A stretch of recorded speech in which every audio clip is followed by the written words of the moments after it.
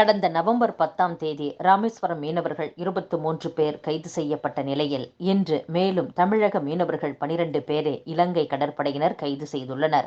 அவர்களிடம் இருந்து ஒரு விசைப்படகையும் இலங்கை கடற்படையினர் பறிமுதல் செய்துள்ளனர். மருத்துவ கவுன்சில் வழிமுறைகளை மீறி மாணவர்களை சேர்த்ததற்காக புதுச்சேரி மருத்துவக் கல்லூரிக்கு 20 லட்சம் ரூபாய் அபராதம் விதித்து சென்னை உயர்நீதிமன்றம் உத்தரவிட்டுள்ளது. 2 ஆண்டுகளுக்கு 26 இடங்களை அரசிடம் ஒப்படைக்கவும் உத்தரவிட்டுள்ளது. தூத்துக்குடி மாவட்டம் உடன்குடி சல்மா மெட்ரிகுலேஷன் பள்ளியில் கடந்த மாதம் 22ஆம் தேதி தூத்துக்குடியில் மண்டல அளவிலான விளையாட்டுப் போட்டிகள் நடைபெற்றது. இதில் சல்மா பள்ளியில் இருந்து 5 மாணவியரை உடற்கல்வி ஆசிரியர் பொன்சிங் என்பவர் அழைத்துச் சென்றுள்ளார். மறுநாளும் போட்டி நடந்ததால் இரவு அங்குள்ள அறையில் தங்கியிருந்தனர். அப்போது மாணவியருக்கு மது கொடுத்த உடற்கல்வி ஆசிரியர் பொன்சிங் பாலியல் ரீதியாக அத்துமீறி நடக்க முயற்சி செய்துள்ளார். இதை தாமதமாக அறிந்த பெற்றோர் சல்மா மெட்ரிக் பள்ளியை முற்றுகையிட்டனர். கோவையில் உறவினர் வீட்டில் தலைமறைவாக இருந்த உடற்கல்வி ஆசிரியர் பொன்சிங்கை போலீசார் கைது செய்துள்ளனர். வாயு கசிவு ஏற்பட்டதாக கூறப்படும் திருவொற்றியூர் தனியார் பள்ளியில் வளர்க்கப்பட்டு வரும் 35 முயல்களையும் அகற்ற மாவட்ட நிர்வாகம் உத்தரவிட்டுள்ளது. பள்ளிகளை திறப்பது குறித்து இன்று மாணவர் பெற்றோருடன் அதிகாரிகள் ஆலோசனை மேற்கொண்டனர். தெலுங்கர் குறித்து சர்ச்சையாக பேசிய நடிகை கஸ்தூரி ஆந்திராவில் இருப்பதாக தகவல் கிடைத்ததால் தனிப்படை போலீசார் அவரை தேடி அங்கு சென்றுள்ளனர். சென்னையில் கடந்த 3ஆம் தேதி நடந்த ஆர்ப்பாட்டம் ஒன்றில் நடிகை கஸ்தூரி பேசுகையில் தெலுங்கர் குறித்து சில சர்ச்சையான கருத்துக்களை கூறியதாக கண்டனம் எழுந்தது. இதையடுத்து வேண்டுமென்றே சிலர் என் பேச்சிற்கு உள்நோக்கம் கற்பித்து அதை சமூக வலைதளத்தில் திரித்து வெளியிடுகின்றனர் என்று கஸ்தூரி விளக்கம் கொடுத்தார். அதன்பின் தெலுங்கு மொழி பேசுவோர் குறித்து பேசியதை திரும்பப் பெறுவதாகவும் கூறினார். இதனிடையே தெலுங்கு அமைப்பினர் சென்னை, மதுரை என பல இடங்களில் நடிகை கஸ்தூரி மீது சட்ட ரீதியாக நடவடிக்கை எடுக்க வலியுறுத்தி காவல் நிலையங்களில் புகார் கொடுத்தனர். சென்னை, எழும்பூர் மற்றும் மதுரை மாவட்டம் திருநகரில் கஸ்தூரி மீது வழக்கு பதிவு செய்யப்பட்டது.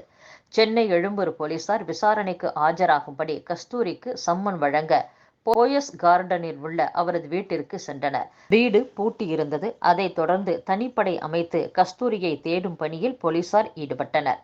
கஸ்தூரியின் மொபைல் போன் கடைசியாக ஆந்திர மாநிலத்தில் சுவிட்ச் ஆஃப் செய்யப்பட்டு இருப்பதால் தனிப்படை போலீசார் அவரை தேடி அங்கு சென்றுள்ளனர். இதற்கிடையே முன்ஜாமீன் கோரி உயர்நீதிமன்ற மதுரை கிளையில் நடிகை கஸ்தூரி மனு தாக்கல் செய்துள்ளார். சென்னையின் பல்வேறு பகுதிகளில் நேற்று இரவு முழுவதும் கனமழை கொட்டியதால் தாழ்வான பகுதிகளில் மழைநீர் தேங்கி வருகிறது. இன்று பள்ளிகளுக்கு விடுமுறை அளிக்கப்பட்டுள்ளது. தென்மேற்கு வங்கக்கடலில் உருவாகியுள்ள புயல் காரணமாக சென்னையில் நவம்பர் 11ஆம் தேதி முதல் நவம்பர் 15ஆம் தேதி வரை கனமழை கொட்டும் என்று சென்னை வானிலை ஆய்வு மையம் அறிவித்திருந்தது. இந்நிலையில் தலைநகர் சென்னையில் நேற்று இரவு முழுவதும் இடைவிடாது பலத்த மழை கொட்டியது. சென்னை சென்ட்ரல், கிண்டி, மாம்பலம், மந்தைவெளி, கோடம்பாக்கம், அடையாறு, பெசன்ட் நகர், திருவான்மியூர், சேப்பாக்கம் உள்ளிட்ட பல இடங்களில் மழை கொட்டியது. சைதாப்பேட்டை, ஆதம்பாக்கம், ஆலந்தூர், வேளச்சேரி ஆகிய பகுதிகளிலும் மழை பதிவாகியுள்ளது. அதிகபட்சமாக நந்தனத்தில் 4.5 சென்டிமீட்டர் மழை பெய்துள்ளது.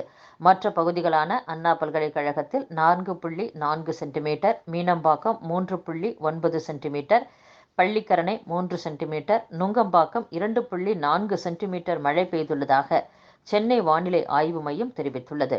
நகர்ப்புறங்களில் மட்டுமல்லாது புறநகரிலும் காற்றுடன் கூடிய பலத்த மழை கொட்டியுள்ளது.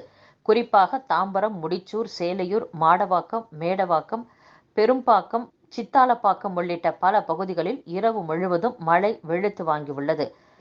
இடைவிடாது பெய்த மழையால் நள்ளிரவில் பணி முடிந்து வீடு திரும்பியவர்களும் அதிகாலையில் பணிக்கு சென்றவர்களும் கடும் அவதிக்கு ஆளாகினர். பல்வேறு பகுதிகளில் மழைநீர் தேங்கியதால் சரக்கு வாகன ஓட்டிகளும் சிரமத்தை எதிர்கொண்டனர். மழை காரணமாக சென்னையில் இருந்து டெல்லி, மும்பை செல்லும் ஏர் இந்தியா விமானங்கள் 30 முதல் 45 நிமிடங்கள் வரை தாமதமாகவும், ஹைதராபாத் செல்லும் இண்டிகோ விமானம் 30 நிமிடங்கள் தாமதமாகவும் இயக்கப்பட்டது.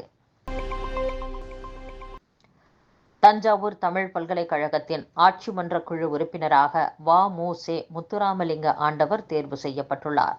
இவர் சென்னை பச்சையப்பன் கல்லூரியின் தமிழ் துறை தலைவராக பணியாற்றியவர். தற்போது சென்னை கந்தசாமி நாயுடு கல்லூரியின் முதல்வராக உள்ளார். சென்னை பல்கலைக்கழகத்தில் முனைவர் பட்டம் பெற்றுள்ளார். 15க்கும் மேற்பட்ட முனைவர் பட்ட மாணவர்களுக்கு ஆய்வு நெறியாளராக இருந்துள்ளார். கேரள மாநிலம் வயநாடு மக்களவை இடைத்தேர்தலில் காங்கிரஸ் வேட்பாளர் பிரியங்கா காந்தியின் பிரச்சாரத்தில் மீண்டும் இணைந்த ராகுல் காந்தி சர்வதேச சுற்றுலா தலமாக வயநாடு மாவட்டத்தை மாற்றுவதாக உறுதியளித்துள்ளார். மது விற்பனை கூடங்களில் மது வாங்க வரும் நபர்களின் வயதை ஆராயும் வகையில் வலுவான கொள்கை மற்றும் நடைமுறையை வகுக்க உத்தரவிடக் கோரி தாக்கல் செய்த மனு மீது பதிலளிக்குமாறு மத்திய அரசுக்கு உச்சநீதிமன்றம் நோட்டீஸ் பிறப்பித்து உத்தரவிட்டுள்ளது.